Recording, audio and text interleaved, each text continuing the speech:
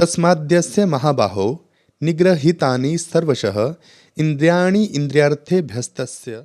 ये मृत्यु लोक कोई स्वर्ग नहीं है। यहाँ पग पग में पहली बात तो यह है कि मृत्यु है और मृत्यु एक श्राप है, और दूसरा ये है कि इसमें संघर्ष बहुत है और दुख हमारे जीवन में बहुत है। आप नौकरी के गुलाम नहीं हैं, आप अपनी कामनाओं और अपने खर्चों के गुलाम हो चुके हैं। अब जो भी निर्णय लोगे ना, निर्णय लेने से पहले आपको सोचना पड़ेगा। अपना परिवार, बाल बच्चे और जो भी आपके खर्चे बढ़े हुए हैं, आपको हमेशा उनकी चिंता सताएगी। परिवार के लोगों के साथ युद्ध हो रहा है। अब सोचिए, परिवार के लोग सामने हैं और उनको तीर मारना है, उनके शरीर को बेध देना है, ठीक है, छाती को पूरा चीर देना है अपने अस्त्रों से, शस्त्रों से। क्या यह आसान है? खून की नदियां बहा देनी है, क्या यह आसान था अर्जुन के लिए? लेकिन अर्जुन को क्या लग रहा था? अर्जुन को लग रहा था कि हे केशव, मैं युद्ध नहीं करूंगा तो बड़ा अच्छा रहेगा, मैं कहीं जाके साधु बन जाता हूं, माला जपूंगा, ठीक है। कृष्ण ने कहा कि अगर तू युद्ध नहीं करेगा ना बेटा, तो तू सीधा सीधा नरक जाने वाला है, क्योंकि तेरा धर्म है इस वक्त युद्ध करना, और अपने धर्म से जो भाग जाता है वो कायर होता है और सीधा सीधा नरक का द्वार उसी के लिए होता है, ठीक है। बड़े आराम से खुल जाता है और बड़े आराम से तो उसमें चला भी जाएगा। पिछले श्लोक में भगवान श्री कृष्ण ने अर्जुन को बताया था कि कुछ लोगों में एक निश्चय वाली बुद्धि क्यों नहीं होती। अगर आपने वो नहीं पढ़ा है तो आप उस श्लोक को जरूर समझ लें। अब इस श्लोक में भगवान श्री कृष्ण अर्जुन को बता रहे हैं कि जिन लोगों में एक निश्चय वाली बुद्धि होती है उनका जीवन कैसे होता है, ठीक है। तो चलिए जल्दी से पढ़ते हैं हमारे इस श्लोक को। बड़ा ही महत्वपूर्ण श्लोक है ये। श्री कृष्ण अर्जुन को कह रहे हैं, तस्माद्यस्य महाबाहो निग्रहितानि सर्वशः इंद्रियाणि इंद्रियार्थेभ्यस्तस्य प्रज्ञा प्रतिष्ठिता। इसके पदों का अर्थ करते हैं।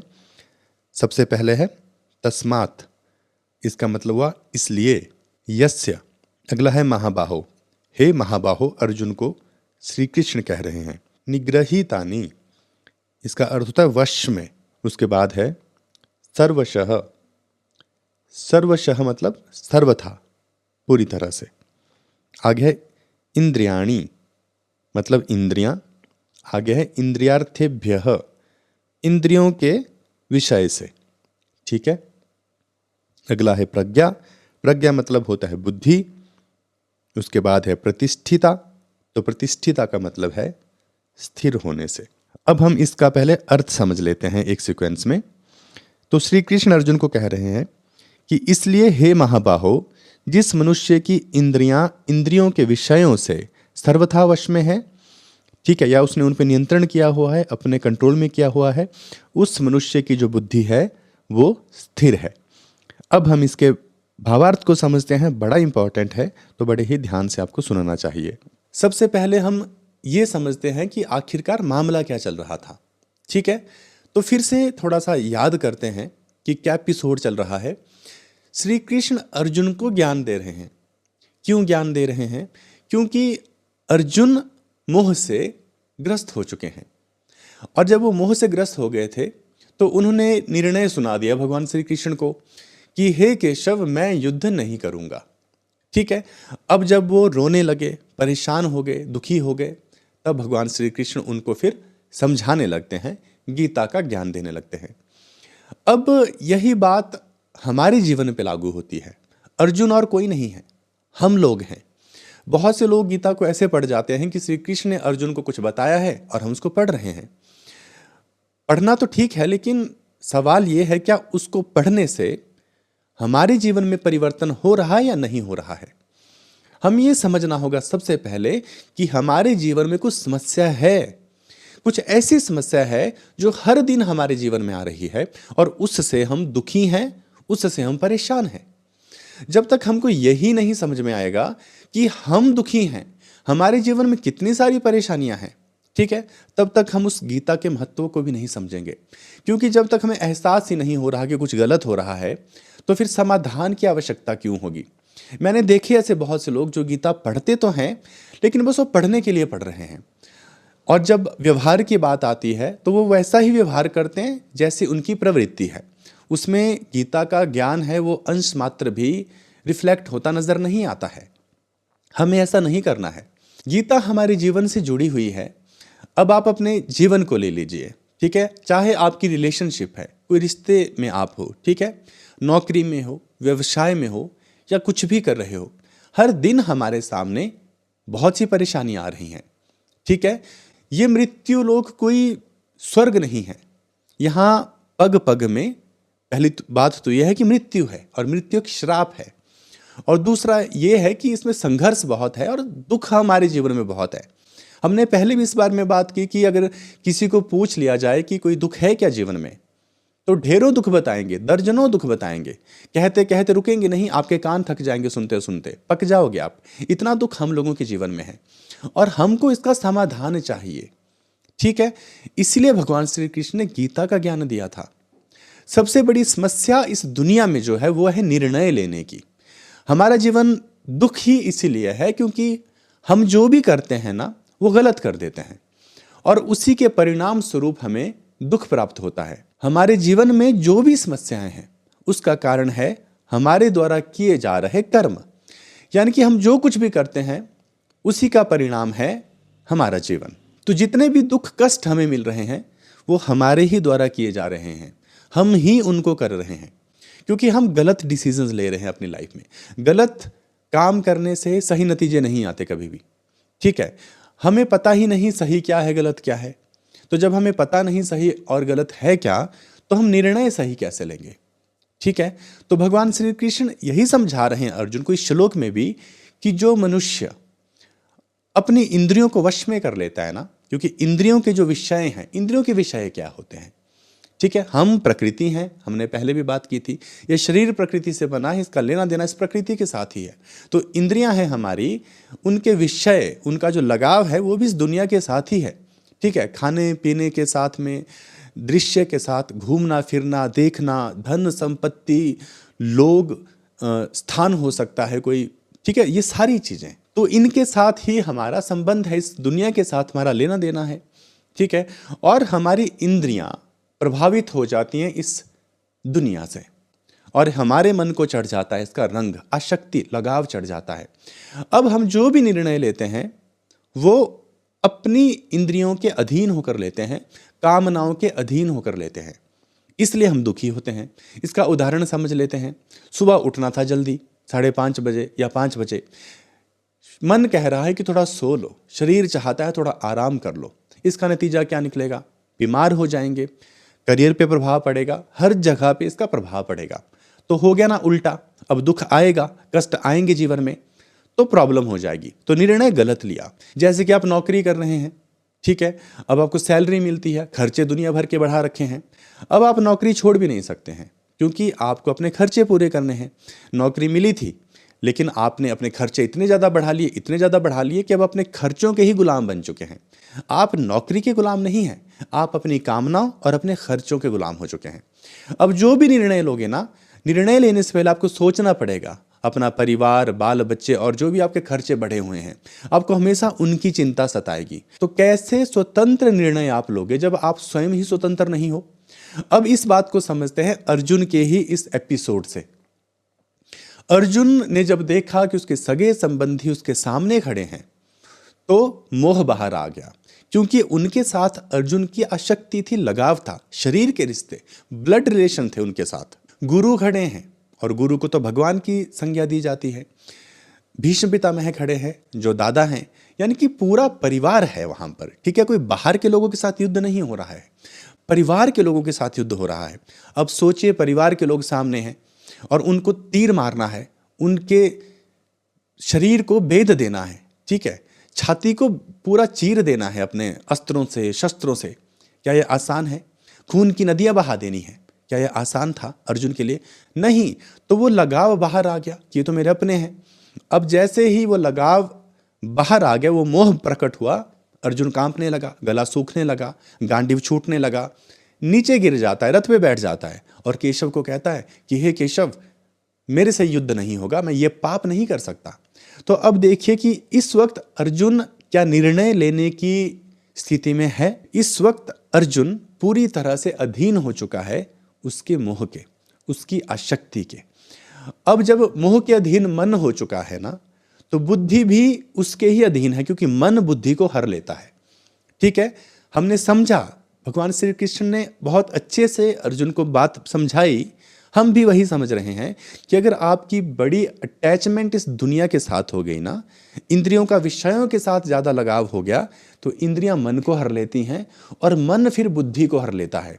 सोचो, अब हरी हुई बुद्धि, वो बुद्धि जो अपहरण कर ली गई है मन के द्वारा, इंद्रियों के द्वारा, ठीक है, बताइए वो कैसे स्वतंत्र निर्णय लेगी। अब जब निर्णय इंडिपेंडेंट नहीं है तो गलत चुनाव करोगे, गलत चुनाव का फिर गलत परिणाम सामने आता है। अब अर्जुन के सामने अपने लोग थे, ठीक है, जब वो अपने आ गए ना तो अर्जुन रोने लगा, बड़े बड़े तर्क देने लगा, ज्ञानियों वाली बातें करने लगा कि क्यों युद्ध ना करना सही है। इस पे फिर तर्क वितर्क होने लगा भगवान श्री कृष्ण के साथ में। लेकिन अर्जुन भूल गया कि युद्ध क्षेत्र में खड़े क्यों हैं। वो ये भी भूल गया कि द्रौपदी के साथ क्या हुआ था, ठीक है, उसका चीर हरण करने का प्रयास किया गया था। और जितने भी लोग सामने बैठे हैं ना, महावीर क्षत्रिय, ये सब गर्दन झुकाए बैठे थे उस वक्त जिस वक्त द्रौपदी का चीर हरण हो रहा था। इनमें से किसी ने कुछ नहीं कहा था, ठीक है। और सिर्फ इतनी बात नहीं है, कौरवों ने पांडवों को जलाकर मारने की कोशिश की थी, ठीक है। और ऐसा कई बार हुआ जब कौरवों ने अपनी ईर्ष्या द्वेष प्रकट की थी पांडवों के प्रति। दुर्योधन तो हमेशा से ही पांडवों से जलता आया था। लेकिन अब जब भावनाओं से ग्रस्त हो गया अर्जुन, अपनी ही आसक्ति के अधीन हो गया, तो गलत चुनाव कर बैठा कि युद्ध नहीं करना। अब भगवान श्री कृष्ण क्या करने की कोशिश कर रहे हैं, ध्यान से समझना। भगवान श्री कृष्ण जानते हैं कि अर्जुन की समस्या इस वक्त क्या है। उसका जो गलत निर्णय है वो उसकी अपनी आसक्ति की वजह से है। अब जब तक ये आसक्ति रहेगी, ये लगाव रहेगा ना इस दुनिया के साथ में, ये सही निर्णय नहीं ले सकता, इसलिए दुखी होता रहेगा। क्योंकि अर्जुन दुखी हो रहा था, अर्जुन कमजोर हो गया था, बुरी तरह से बौखला उठा था। सोचिए क्यों। एक आसक्ति, एक लगाव, एक मोह का बंधन एक महावीर को, महाबली अर्जुन जैसे व्यक्ति को भी, जो योद्धा है उसकी तरह दुनिया में कोई नहीं, उसको घुटने पर ला सकता है। और वही हुआ। अब श्री कृष्ण जानते हैं कि आसक्ति समस्या है, इसलिए अर्जुन की उस आसक्ति को ही काटने का प्रयास कर रहे हैं। भगवान श्री कृष्ण चाहते हैं कि अर्जुन का जो मोह है, जो लगाव है ना, उसको मैं खंडित कर दूं, तोड़ डालूं। क्योंकि अर्जुन गुलाम किसका है? मोह का, आसक्ति का, ममता का। अगर सोचो कि श्री कृष्ण अर्जुन को इस मोह से, लगाव से दूर कर दें तो अर्जुन स्वतंत्र हो जाएगा। और एक बार अर्जुन स्वतंत्र हो गया तो निर्णय भी स्वतंत्र ही लेगा, फिर वो युद्ध भी कर सकेगा। गुलाम व्यक्ति स्वतंत्र निर्णय नहीं लिया करते, ठीक है। इसलिए श्री कृष्ण अर्जुन को अब गीता का ज्ञान दे रहे हैं। क्यों? ताकि सही निर्णय लिया जा सके, डिसीजन मेकिंग। क्योंकि आपका एक गलत निर्णय आपके पूरे जीवन पे भारी पड़ जाता है, और एक सही निर्णय आपके पूरे जीवन को स्वर्ग की तरह बना सकता है।